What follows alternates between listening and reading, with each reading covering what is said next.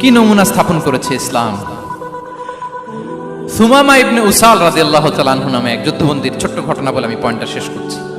ইয়ামামার বড় লিডার ছিলেন, যুদ্ধবন্দী হয়ে মদিনায় আসলেন, নাম সুমামা ইবনে উসাল রাদিয়াল্লাহু তাআলা আনহু।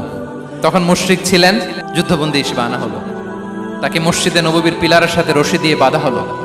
বিষ্ণু বললেন, সুমামা কি অবস্থা তোমার, কেমন লাগে, তোমার সাথে কেমন আচরণ করা হবে বলো।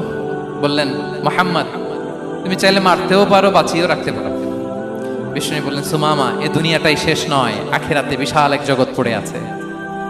তুমি যদি শাহাদা বাক্য পড়ো আমাদের ভাই হয়ে যাবা, তোমার সেফটি সিকিউরিটির দায়িত্ব আমাদের, আমরা তোমরা সবাই মিলে এক।